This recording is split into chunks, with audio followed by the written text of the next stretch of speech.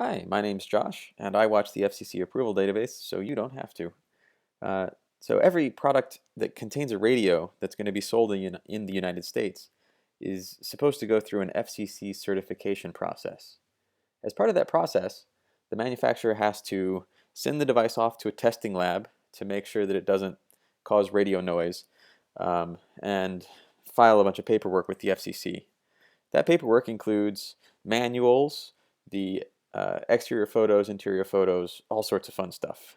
And so we go through and use that to do virtual teardowns of manufacturers' products.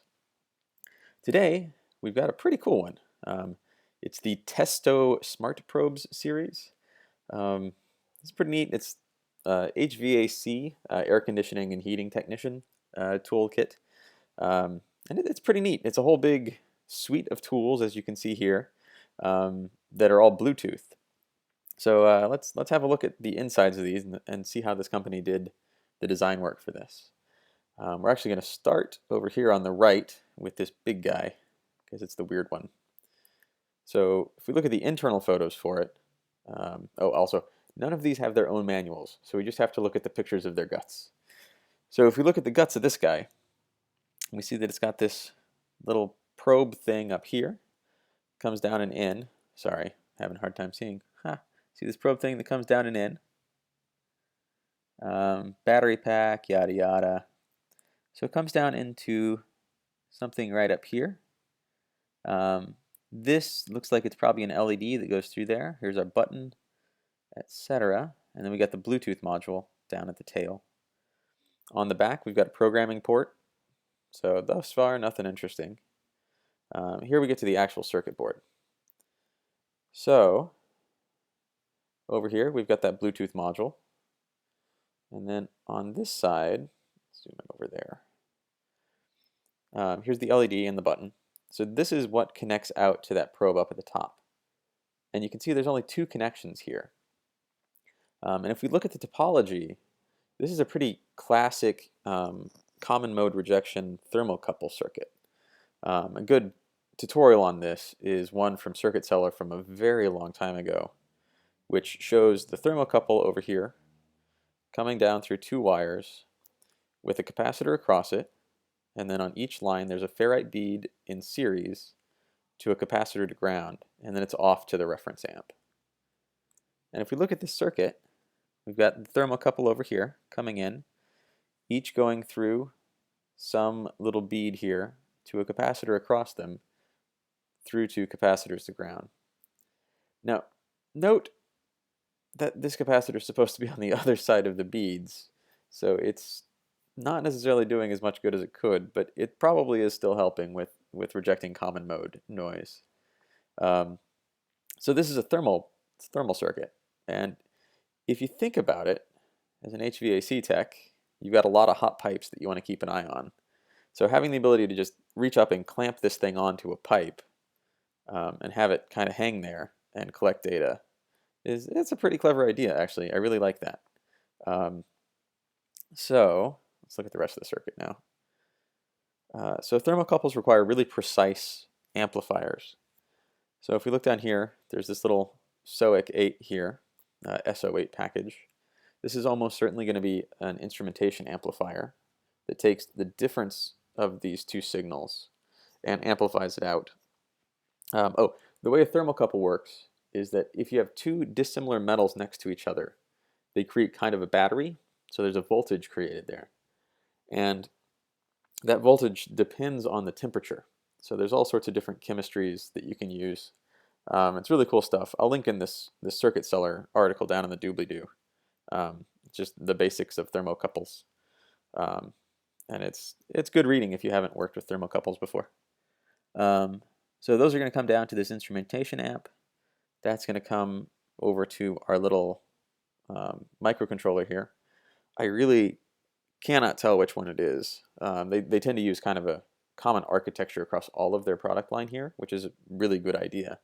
But I can't tell what it is in any of the pictures, unfortunately. So this does, the ADC and maybe a bit of math on the signal itself, and then kicks it down and over to this Bluetooth module. which in the testing process, they took off of the PCB so that they could, actually look at it to document it. And the way that they did it, they did this on everyone too. I don't think they desoldered that. I'm pretty sure they just like stuck a screwdriver under it and pried it off. Because all this pink red stuff here, that's the actual copper from the circuit board coming off. So they've pulled up all of the pads over here and some of the pads over here when they remove this from the circuit board. So, yeah, um, it's just painful to look at. Because if you look at this, there's like, right here, that's right there. So that pad goes down to this via and then on somewhere else in the board, and you're never going to repair that. It's just hopeless.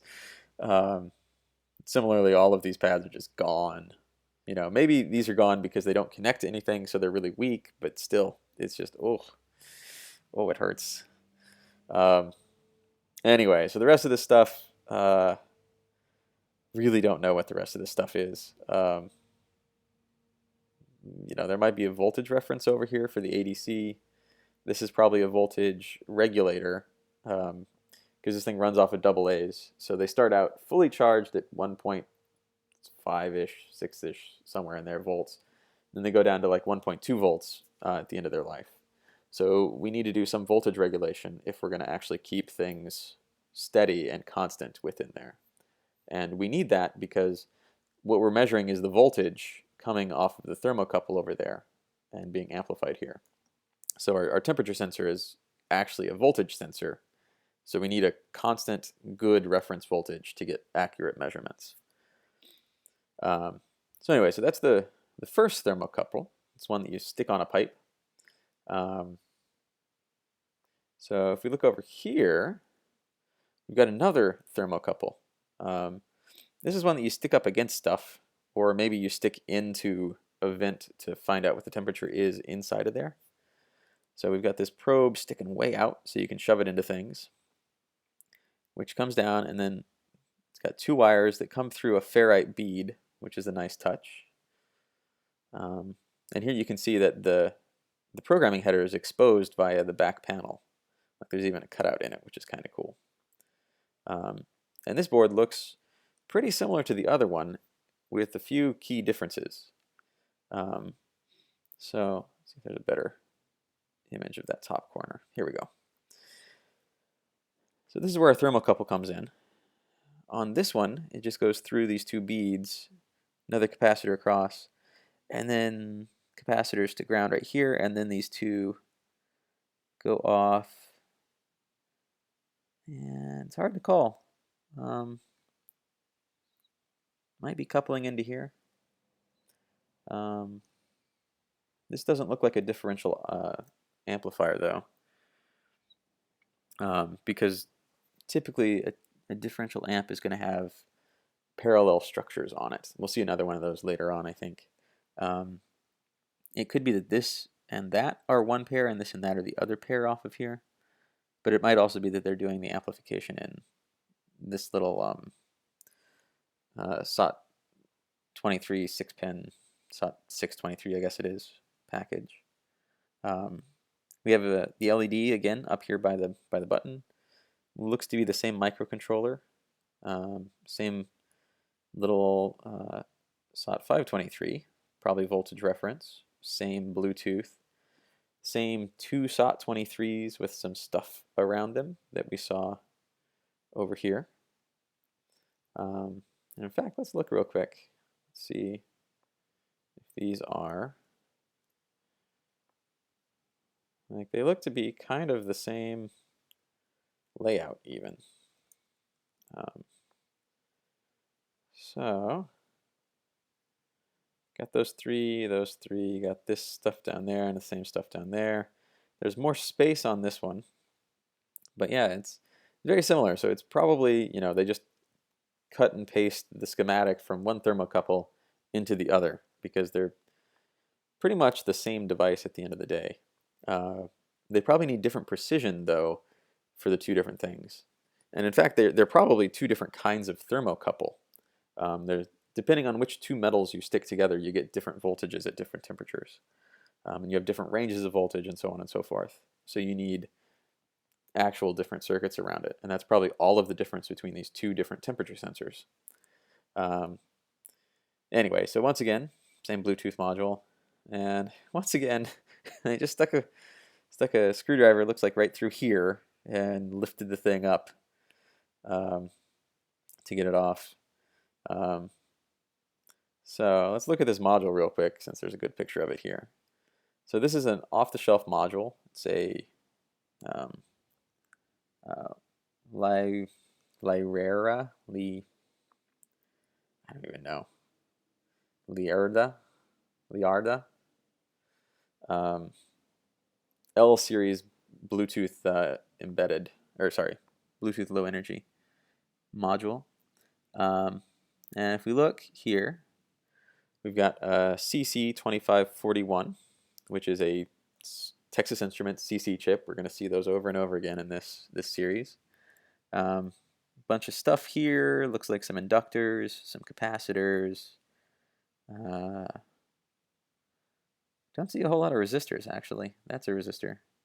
The rest of this, these look like they're inductors, because the surface mount inductors like this tend to be little bobbins that they then take incredibly tiny wire and spin it around and around and around the ceramic core and then solder it onto the two ends. So you get this thing where there's white with a little bit of probably greenish around it.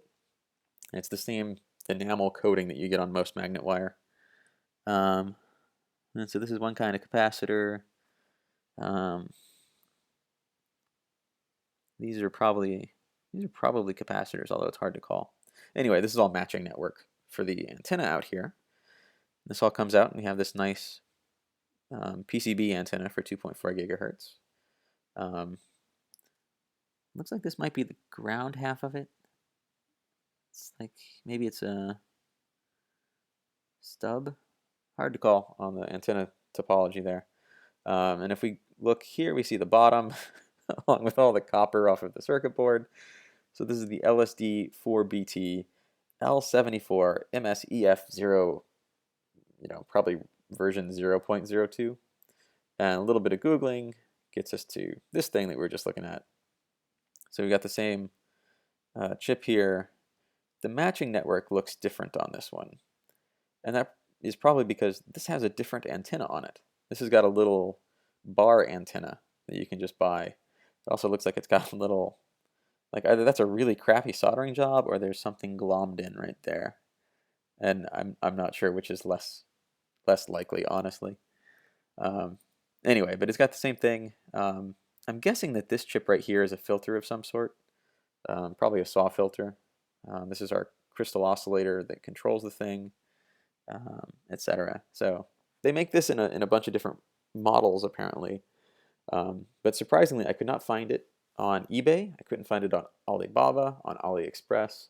Even went and tried Taobao just to see if they had it, and no love. So this looks to be something you can only get in Shenzhen, which is kind of a bummer. Okay, so that's the other thermocouple module. And I'll look at the Bluetooth. So now on to the next one. So we got this Vane anemometer, and this one, I don't know how this works. I assume that it would just be something counting, right? And if we look, this little fan here, you stick it in wind, it spins around, and how fast it spins is determined by the wind speed that you're sticking it into. But it's got these two separate things coming in, and that could be, used for quadrature encoding maybe, which I guess maybe that's what it is quadrature encoding. And then there's another little thing sticking up here. I don't know what it is. So if we look, we've got this little thing here. It looks kind of like it would be a Hall effect sensor, but they use more modern sensors elsewhere, so I'm not really sure.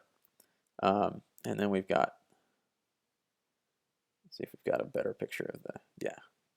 So on the back here, we've got the two plugs for those two cables coming off of the fan assembly. And they come down into two little input circuits. And then what I assume is a sensor comes into here. All of that comes down into this little package, which looks kind of busy, and then down into the rest of the circuit. And here there's a dot on that, which suggests maybe this is a microcontroller that they've marked because they've programmed it. This could also be another voltage regulator, maybe, to make sure that it gets good voltage input. Cap, little tiny resistor. Anyway, I'm not quite sure how this one works, but I bet that it's quadrature encoding, which is a really cool thing. I'm sure we'll see that again. So I'll go into it another time because this video is also already getting pretty long. And the same Bluetooth module, although you can see they have taken it off and then set it back on top to circle where the antenna is. Oh, and the other thing worth noting too is the date codes on these boards. This is 1521. So this was done earlier this year, sometime in, I don't know, May, I think. Okay, so this is the next exciting thing. So this one is a pressure sensor. It clearly plugs into, I think it's Schrader, probably valves. And then out come 4 little wires that get plugged in right here. This one has a different chassis shape, but we have the same rough sort of circuit down here. Look at the back side of this. So we've got our main MCU, our Bluetooth, our voltage regulator. Over here we've got 2 SOT23s, yada yada. So then the actual input circuitry is all up here. And what this is going to be is a pressure transducer of some sort. So we're pretty sure that this is going to have a differential pair in it. And the reason I say that is if you look at the structure of these 2 sub-circuits right here, see how they're part for part the same on both sides there, and how they've got little test pads here and there? So these look like they've got some filtering on them, probably some passive RC filters, and are going into the differential inputs of an instrument amplifier of some sort. Then from there, this is going to go off to the microcontroller, etc. So this is our interface out to the pressure sensor. The fact that we're getting these 2 lines in, and it was a 4-wire interface, tells us that it's probably a strain gauge out there, which is it's a Wheatstone bridge where one of the legs is pressure sensitive. So depending on how much weight you put on it, its resistance changes. And so this is basically a really fancy 4-wire multimeter being used to measure how much weight is being applied to this tiny little spot of sensor. And if you know the area of that sensor, and you know how much weight is being applied to it, how much force is being applied to it, you can figure out the pressure in force per unit area, if that makes sense. So somewhere out there's a little pressure transducer, this is pretty cool. Like this is a neat one. I wish I could tell you what that chip is, but unfortunately I can't. So we're about to see another pressure transducer right here. Let's skip ahead to that because that's pretty cool. So this one, I thought this might be a hygrometer, which is for woodworking stuff. That it's got 2 probes you stick into the wood, and it measures the resistance between them, which varies depending on how moist the wood is. Because in woodworking, you don't want to use wood that's too wet, because it's going to get drier over time, and as it dries, it shrinks and warps and stuff. However, it doesn't appear to be. Once we look at it a little bit more closely, these 2 come into a circuit board here, which goes down through a ferrite bead down here. This one has colorful wires. I like this one. And if we look more closely here, there's this big, ugly, weirdo package there. And it's got this thing on there. And what the heck is that? Well, I don't think there's any better pictures of it, unfortunately. That's going to be a relative pressure transducer. So remember how I was saying that there's a strain gauge in that other device that, depending on how much pressure is put on it, it varies its voltage. This one has that strain gauge in between two things. So you can think of it kind of like your eardrum. And like your eardrum, it senses motion back and forth. So if the pressure is higher on one side than on the other, it's the net force is going to push it in from the high pressure side. And so it'll go that way. And you can do the same trick from the other direction to go the other way. There may be a topology for the Wheatstone bridge where you can use two of these to figure out which side is the high side, but I'm not actually sure. So whether this thing can do the actual difference, like with a sign attached to tell you which side is high, which side is low or not, I'm not sure. Anyway, where this kind of thing is really handy is it's like a pitot tube in an airplane. You can have two probes going out on the ends of tubes.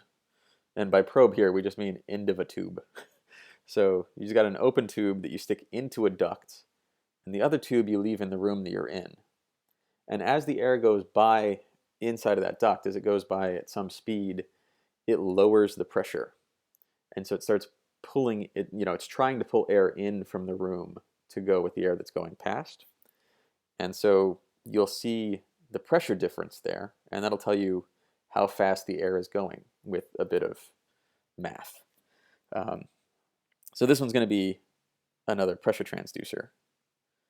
And what's pretty cool about this one is, like, they've got a perfect mirror image of the conditioning circuits on either half. So this is clearly ground. This is probably VCC. And then these two are the actual outputs of the pressure transducer.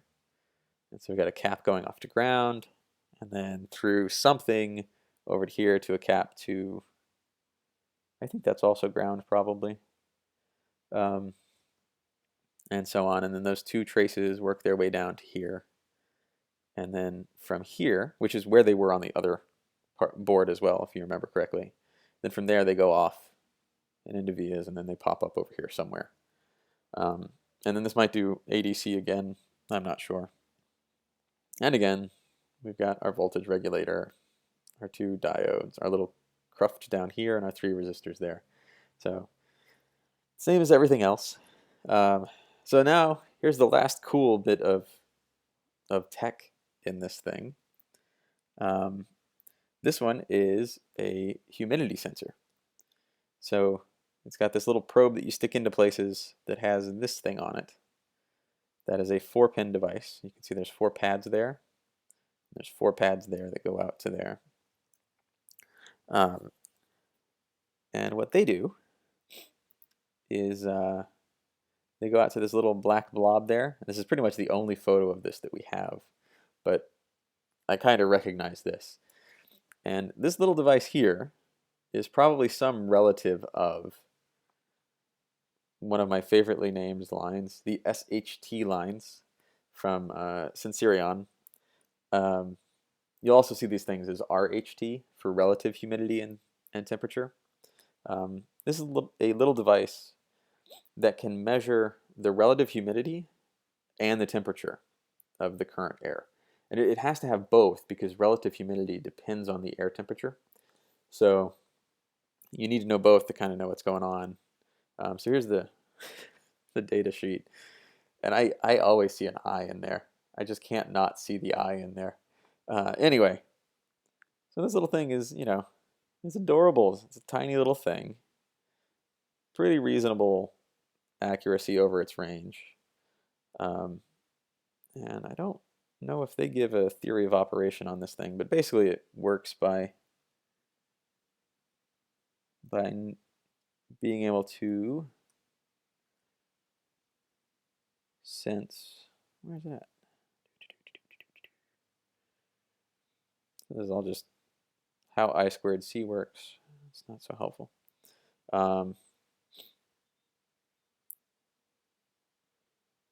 Okay, so yeah, they don't give a theory of operation. That's unfortunate. So some of these things work by seeing how much energy it takes to keep a piece of wire at a constant temperature. You can also use that to measure airflow, but I'm really not sure how this one works. Oh, capacitive type, there we go. So it's measuring the capacitance across two plates, and it's using the air as the dielectric, and so the capacitance of that plate capacitor will vary with some function of the permittivity and permittivity in this case of the air. Anyway, details. Does a really cool trick with capacitance, and it also measures temperature for you. So you get both humidity and temperature in this one sensor, which is a good thing because it's a $3 sensor, quantity 1,000. But yeah, so that's this guy. That's the last one.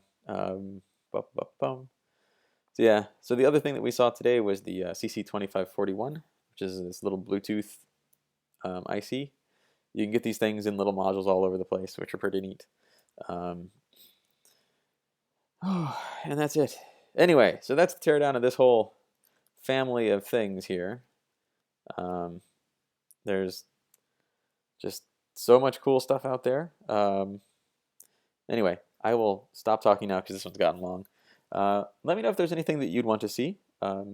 Leave any questions or comments down below, and I'm especially looking for feedback because this is the third one of these that I've put together. So let me know what is annoying you, what I could do better, what you would do better, etc. And I'll take all those things under advisement. Anyway, if you made it this far, thanks for sticking with me. I hope it was interesting, and thanks. I'll see you again next time whenever I look at other new stuff in the FCC database. Cheers.